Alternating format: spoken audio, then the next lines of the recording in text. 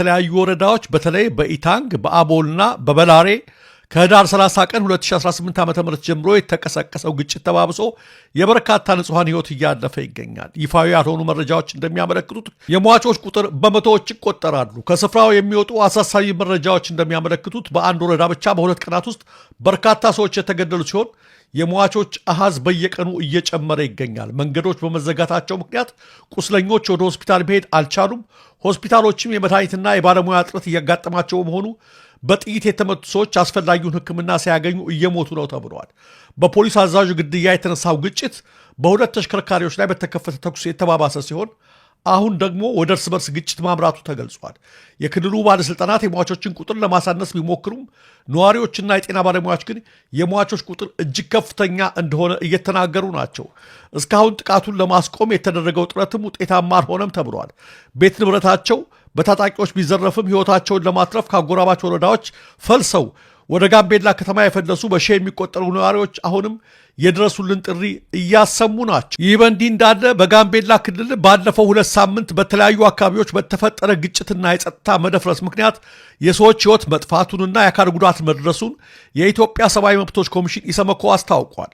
በክልሉ በሰዎች ሕይወት መኖርን ጨምሮ ሌሎች ሰብአዊ መብት ጥሰቶች እንዳይደርሱ ለመከላከል በቂ የጸጥታ አካላት በአስቸኳይ እንዲሰማሩ ሲልም ኮሚሽኑ ጠይቋል። ኢሰመኮ ጥያቄውን ያቀረበው በጋምቤላ የተለያዩ አካባቢዎች የሚያገረሹ ግጭቶች በክልሉ ነዋሪዎች ሰብአዊ መብቶች ላይ የሚያደርሱን ጉዳት በተመለከተ ዛሬ እሁድ ታህሳስ 12 ቀን 2018 ዓ.ም ባወጣው መግለጫ ነው።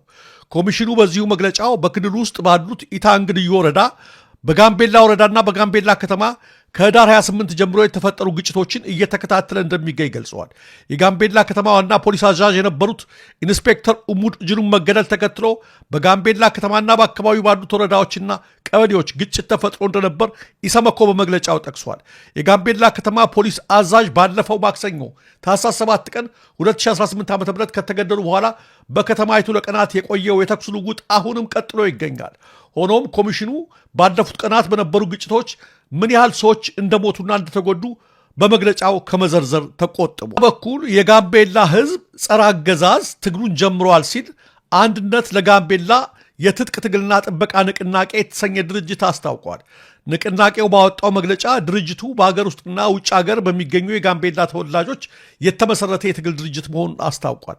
በተለይ የኦህዴድ አመራሮች ጋምቤላን የኦሮሚያ ክልል አካል ለማድረግ ባለፉት ዓመታት የሄዱበትን ርቀት ተገንዝበናል ያለው ድርጅቱ በተደጋጋሚ የፈጸሙት ያለውን የክልሉንና የህዝቡን መብትና ሉዓላዊነት የሚጥስ ድርጊት እንዲያቆሙ የቀረበላቸውን አቤቱታና ጥያቄ ችላ በማለት በስልቀጣ ጉዟቸው በመቀጠላቸው በሚገባቸው ቋንቋ ማናገር አማራጭ የሌለው ብቸኛ ግዴታችን ሆኗል ብለዋል ንቅናቄው። ኢትዮጵያ አየር መንገድ በአየር ጠባይ ለውጥ ሳቢያ ወደ ተወሰኑ የአገሪቱ ክፍሎች በረራዎችን ለማቋረጥ መገደዱን ትናንት ማምሻውን ባወጣው መግለጫ አስታውቋል። በአሁኑ ወቅት በተለያዩ የአገሪቱ ክፍሎች ጭጋጋማና ለበረራ አመቺ ያልሆነ የአየር ጸባይ አጋጥሞኛል ያለው አየር መንገዱ ከሜቴዎሮሎጂ ባገኘው መረጃ ይህ የአየር ጸባይ ለተወሰኑ ቀናት እንደሚቀጥል መረዳቱን ገልጿል። አየር መንገዱ አስቸጋሪው የአየር ጸባይ እስኪስተካከልና በረራዎችን መቀጠል እስከሚችል ድረስ መንገደኞች እንዲታገሱት የጠየቀ ሲሆን አስቸኳይ ጉዞ ያላቸው መንገደኞች ግን ሌሎች የጉዞ አማራጮችን እንዲጠቀሙ መክሯል።